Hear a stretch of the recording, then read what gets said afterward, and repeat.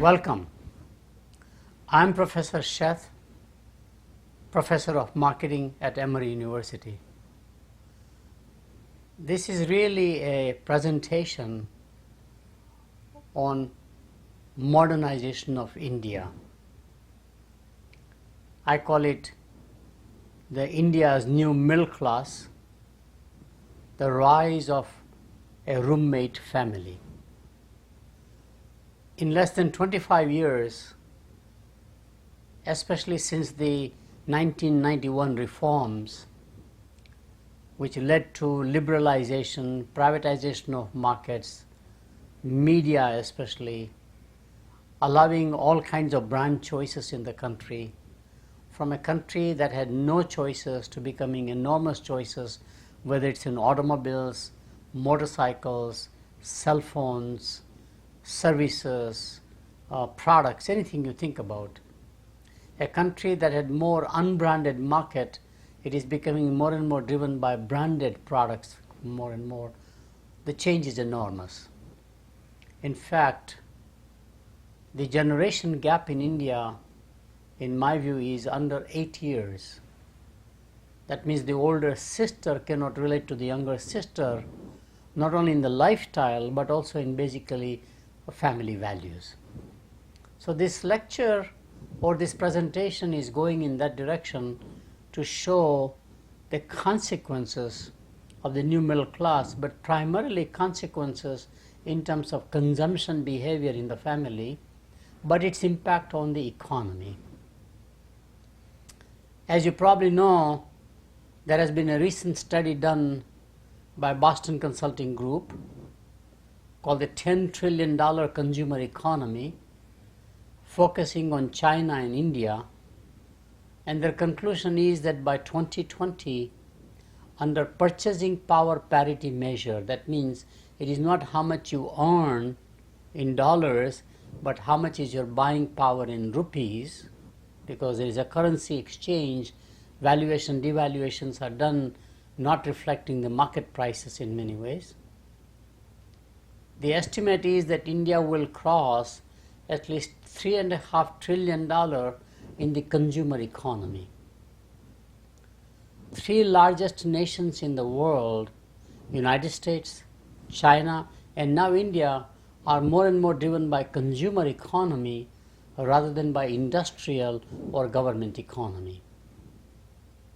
In fact, it is estimated that down the road, India will also become 70 to 75% of the total GDP, primarily anchored to the consumer economy as it is in the United States. So understanding how consumption will change in India and how that will create an economic growth different than the growth that we have understood, let's say from a policy viewpoint, is very important. So this presentation is really talking about that fundamental shift at the most micro level in the society, which is a family unit. So what is the new middle class? The new middle class is a group of next generation of households which primarily behave in terms of non-extended family, no joint family concept. The husband and wife would like to live alone without parents. Both have to earn their income, and they behave like roommates, and hence the subtitle, the roommate family or the roommate economy. The fundamental notion of a roommate family is that young families where both husband and wife have college education, or at least 10 plus 2, which is 10 years of high school plus 2 years maybe in junior college or something, and both have to work for economic survival and to achieve their aspirations for the future. In other words, in the older days where the wife was the homemaker, husband was the breadwinner, and that was a nice division of labor and good interdependence, those days are gone or will go away. What this roommate family does not have is time. When the wife is working outside the family, for 8 hours, 9 hours, and if you add commuting hours for 6 days a week, there is no time left. Therefore, there's a time shortage and a time shift in terms of what people can do, such as delivery of things. When repair maintenance can be done at home, there is nobody home anymore. That's a very different lifestyle than the lifestyle what we all experienced as young people in India. So the family has no time to be together, even for meals. Each one comes and goes in their own way. The kitchen or the eating area becomes really the focal point. Each one comes and eats in their own way, or even if they have a joint one meal together, they go out into their own separate rooms, separate bedrooms, and they're all engaged into their own social media activities. Somebody is on the cell phone, somebody is on the internet, or somebody is chatting in some way. They just have no time to talk together, just like college roommates. They're together, but they're all independent at the same time. I think this change in the society is very disruptive. It is a discontinuity for thousands of years when we had a good succession planning, family planning, succession planning in the family is going away. In other words, in the old days, the boy will get married, the daughter-in-law will move into the family, will be properly socialized about what that family unit is all about, either from a faith viewpoint, a subculture viewpoint, however it is, and therefore learning all the habits about the new family that the new bride has sort of gone into as a daughter-in-law, the meals, what the preferences in the family, and then becoming a very good member of that family, and there will be similar succession planning down the road. It's just not there anymore. So I would like to really talk about demise of the joint family system. While it may be still prevalent, but what is core will become peripheral, and what was peripheral, which is among the, I would say, professional working people away from rural villages where they came from, or small towns, to big cities for professional career-oriented jobs, that is peripheral will become the core, and the traditional family that I talked about will become the peripheral. Now, what matters most to this roommate family? All of them want personal freedom and independence. In other words, the interdependence that you have between generations goes away. They don't want parents to live with them. They don't have time to take care of them. They're very busy with their own children if they have the children. And quite a lot of these families are actually postponing having a child for the sake of career or for economic survival. Quite a few of them would only prefer to have one child. So no child policy in China, while it is by law and by mandate, no child policy or a one-child policy happens by strictly grassroots approach in India.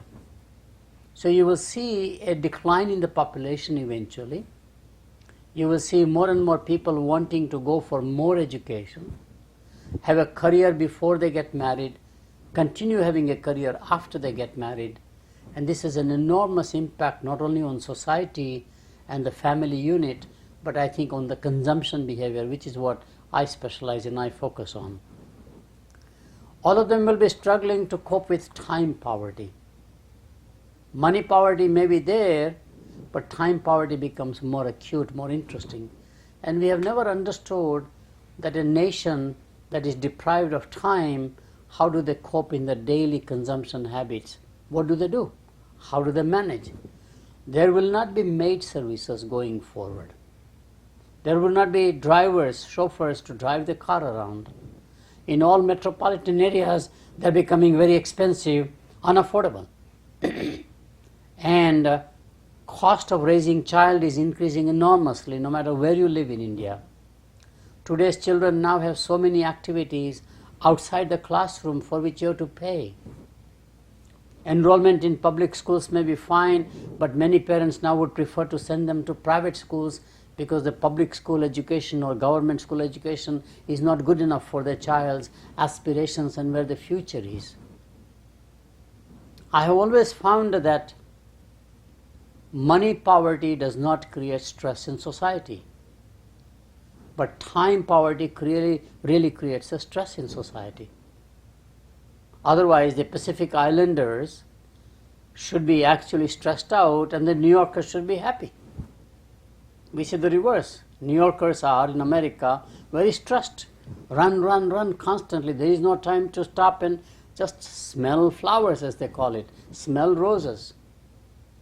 They all therefore need some antidote like meditation to calm them down. Children, you have to manage it without parents, without maids, and therefore children activities also takes more time away. All of that is creating a very significant, what I would call a stressful lifestyle. Last thing is that they are all in search for some spiritual meaning in life. In other words, what used to be like a retirement age, you thought about life in the future kind of stuff. You thought about more spirituality because you don't have to do daily work, etc. Midlife crisis, sometimes as we call it, all of this is going to happen sooner and sooner. And in fact, it is not unthinkable that people can have a midlife crisis in their late 20s, mid-30s, mid-40s, rather than in the 50s, for example. So there's a whole change. That is what I would talk about.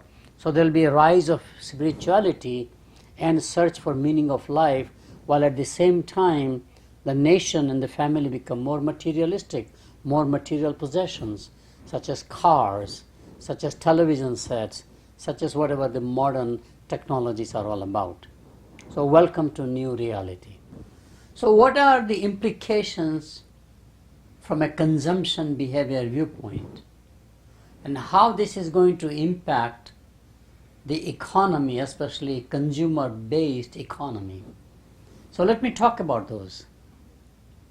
The first major consequence with this new generation of middle class, the new middle class, the roommate family, is everything is outsourcing. While we thought India is a great country outsourcing IT services from all of the foreign multinationals, either in US or in Germany or in Japan, outsourcing really now comes home. These young people, while they are growing up, going to college, have no interest in learning cooking, cleaning, and they don't know how to take care of children, childcare. They are very much education-oriented, career-oriented. Therefore, a very large sector of the growth economy of the Indian economy is going to be coming where people will be having meals prepared by somebody else. They will eat out a lot more often. In fact, it is not inconceivable that even on the average, 2 meals a day may be eaten out every day, and the 1 meal they eat at home, there may be more home delivery, something that is ready to eat, delivered by some restaurant or delivered by a large chain of some sort, such as a pizza shop or a chicken place or hamburger place or whatever they are by and large. So cleaning is the same way. And finally, childcare. There will be a need for daycare centers just as in Western countries. And of course, more and more schools may allow younger and younger children to come at the age of 2 and 3 to basically babysit them, to give them the language skill, to give them the culture, to give them the habits, etc., which means what the family did in the first formative 5-6 years will be outsourced also. Fascinating. So that's clearly one. I will go into each one of them in some details. So outsourcing comes home, cleaning, cooking, and childcare, which are massive organizing sectors as opposed to unorganized sectors. You see the rise of e-commerce companies like Flipkart and Snapdeal, because people have no time to go to a typical shopping center except for entertainment and outing kinds of a thing. And also you have a hassle there because not only you go there in a crowded arena with all of the security nowadays you have to go through, but more importantly you purchase the merchandise, then you have to go to another window to get the cash payment, you go to a third place for delivery. Nobody has time like that anymore. Isn't it convenient, therefore, to just order from an online retailer, even ordinary products, if not extraordinary products? So daily necessities of the family, such as even groceries, will all have to come home, which is a major change, I think, which is very different again, and therefore it all becomes commercial activities. Second major change I see as a consequence of this new middle class, the roommate family, is the demand for branded products and services. While India is a very large consumer market, unfortunately there is no scale, which sounds a contradiction. And that is because you have lots and lots of small family-owned businesses into local communities. But more importantly, what you have is a very large, unorganized, unbranded competition, unorganized, unbranded market. All of that now becomes more and more branded, starting with commodities like wheat, rice, flour. Have you seen how many more branded snacks and sweets are coming from the traditional mithai wala, as we used to call them? Haldiram brand, which is a domestic brand, doing very well. But you will see more branded products and services in the rise. Not only it's true for the consumer electronics and the cell phones and the automobiles, but I think daily necessities will shift toward more and more branded products, and even services, not just cellular telephone services, but hairstyling, for example. Services such as, for example, accounting services, branding will become very key change in the market. Third, this is the time when you find when wants become needs. This is interesting. There are many things today we can't live without. We can't live without electricity. We cannot live without a cell phone in India now. But think about cell phones. Less than 25 years ago, there were no cell phones. People didn't even have access to a telephone number in their home. So many the middle class people had to go outside to make a call, STD, ISD, etc. We used to call them, those booths where we went. Today, it's all basically your own smartphone. Anytime, anywhere you have a communication, and you can't live without that smartphone. You can't live without access to the internet now. You can't live without the social media, or whether it's a WhatsApp, for example, or Facebook. Also, there will be a rise in terms of personal mobility and freedom in terms of having your own automobiles or your own motorcycles. Have you seen the rise of motorcycles? Not only in metro area, but in rural India. It's mind-boggling change I see, because motorcycle becomes very much a necessity when both spouses are working and they have to commute separately quite often. And of course, those who can afford, there'll be more and more having nanny services. There's a concierge. There's somebody who takes care of you while you are working as professional class. But I don't think a middle class that used to afford a maid, a sort of a upper middle class that used to afford a driver, those days are gone, is my view by and large. So when wants become needs, there's a major change in the economy, and economy grows accordingly. Fourth one is blurring of the home and the work boundaries. So we see the growth of the phenomenon where you have work at home. For the virtual workers, workers on a contract. You can work with all the technology today, especially with the PC technology, laptop computers or iPads, that they become more and more affordable. The cell phone is becoming very more and more affordable. You will see work getting distributed where now people are working from home as much as they may be working from the office. And shopping at work is the opposite phenomenon, where you do lots of shopping by calling the delivery people or doing the e-commerce, the typical e-retailing kind of a stuff by and large. And we will be therefore living more like roommate family. In a roommate family, as I mentioned, you are together but you are not together. In the US, we have gone through that phenomenon. In the old days, wife would be a homemaker, husband would be a breadwinner, He would have a standard 8 to 5, 9 to 5 job.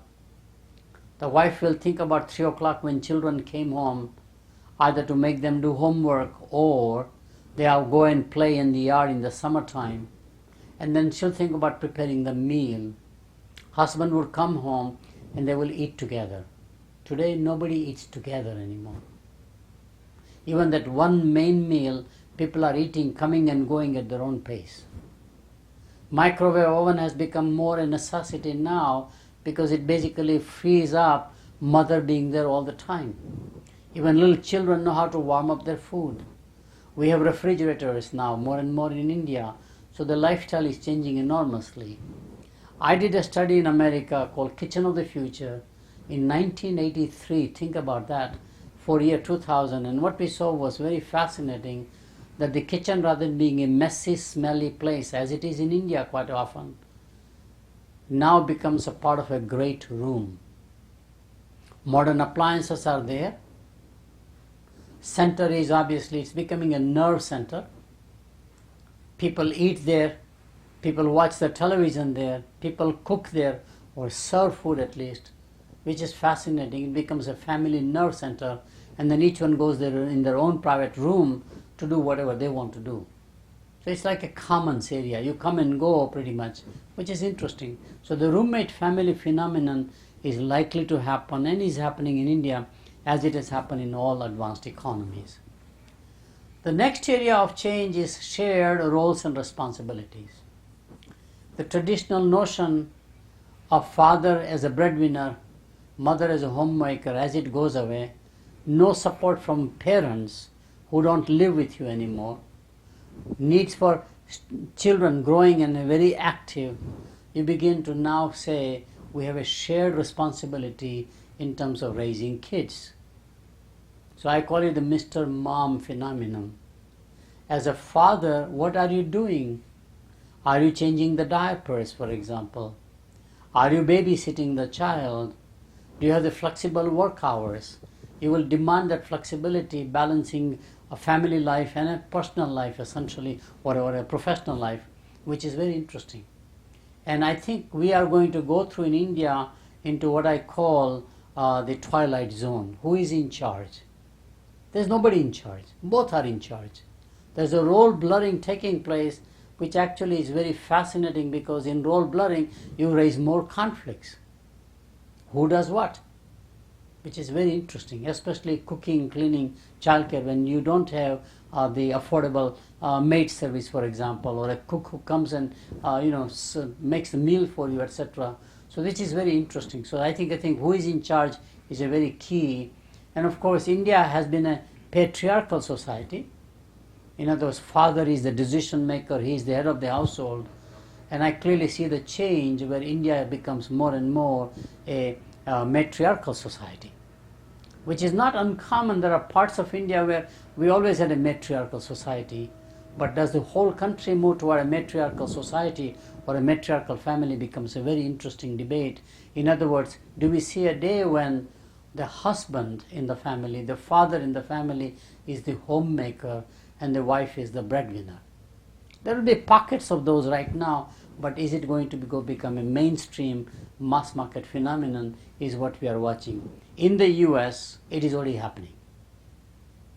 The women's careers are moving much faster pace with more and more education, more and more opportunities, more and more women providing leadership to other women, for example. And therefore, we find that this shift from a patriarchal to a matriarchal society is pretty much happening in the US. Today, the budget is basically decided by the mother and the wife in the family. She is the chief operating officer, if you wanted to use the corporate analogy. She is basically the chief home officer in many ways. Most decisions are made by her with the support by the father, which is a very different world than the world where father knows best. There was a television program called Father Knows Best, My Three Sons, I Love Lucy, showing the traditional family. Those are all now distant memories in the society. Fascinating. Lots and lots of young people don't even want to get married anymore. especially young professional women, find that marriage is secondary to them, career is important, and they are very willing to live by themselves. These are the kinds of changes that are pretty much at the horizon as the India changes its economic structure through policy reforms and technology enabling new lifestyles. Next area I want to talk about is the rise of debt-financed consumption. At one time people never borrowed money or borrowed only from the family.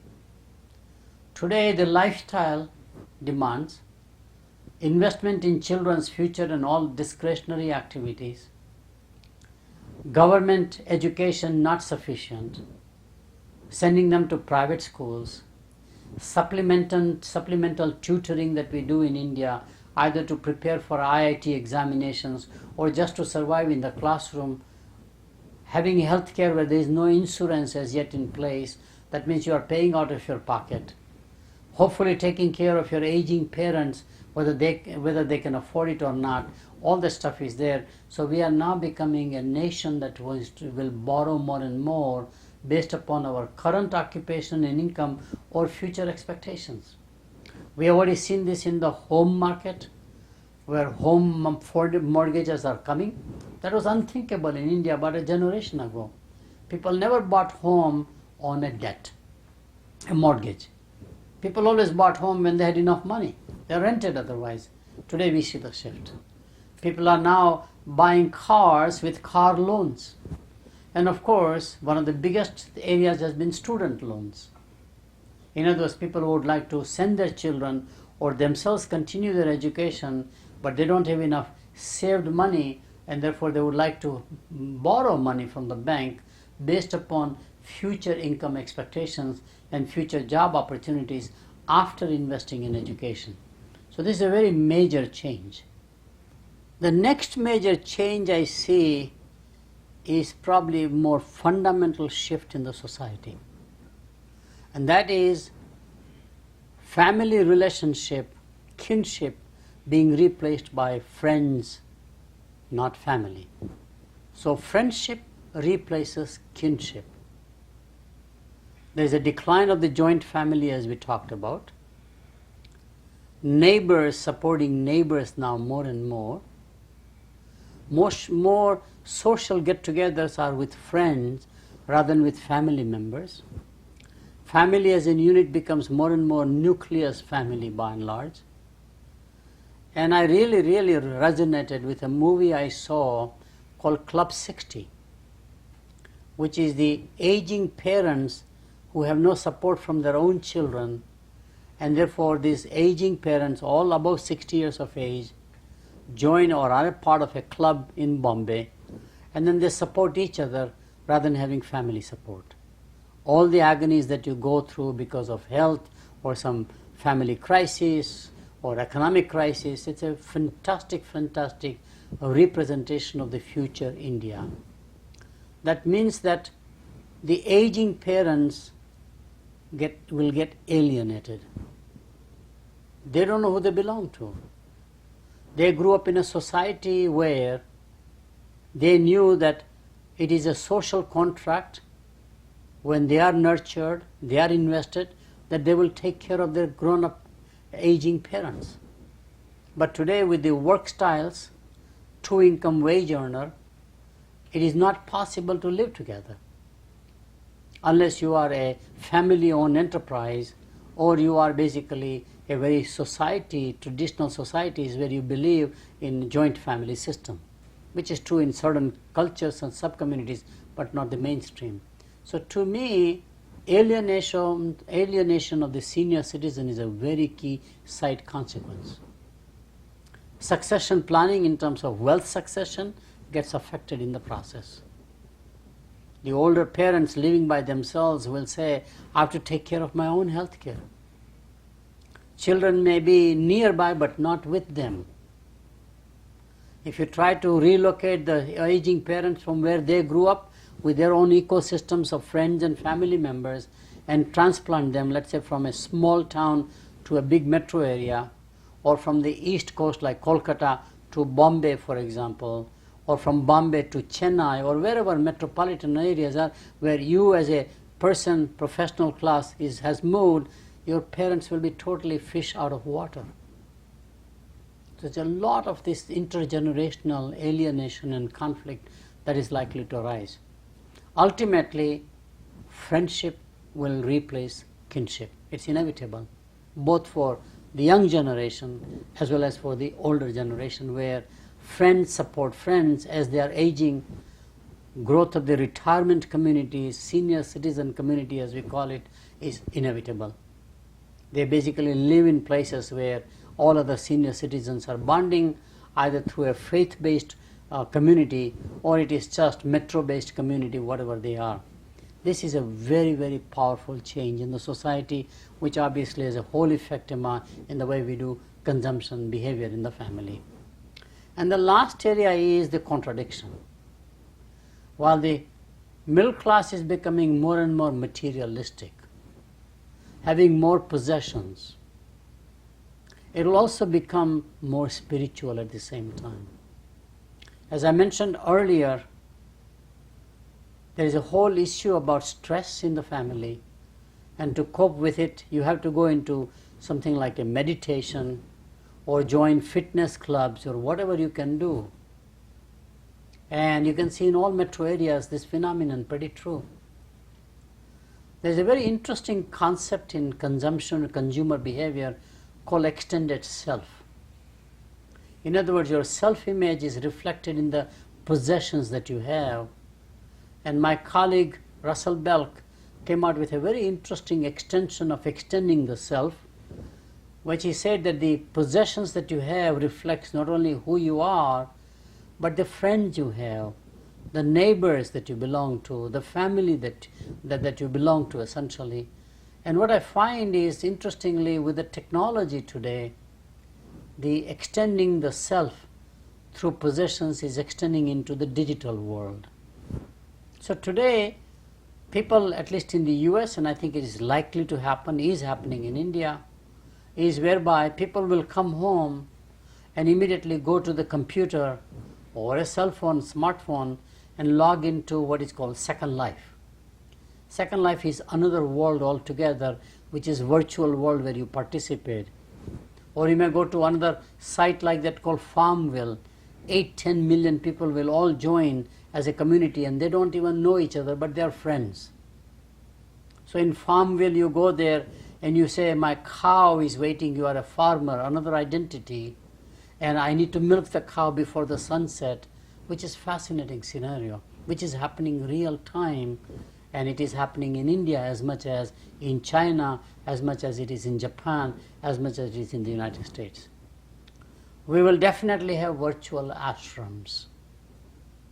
In other words, rather than going to a physical place to worship or to meditate or to take a weekend off, now we will have a virtual ashrams which comes to me wherever I am at my time, at my convenience, whenever I want to be in an ashram, it is available. And therefore, finally, I made the point that gurus will come home now.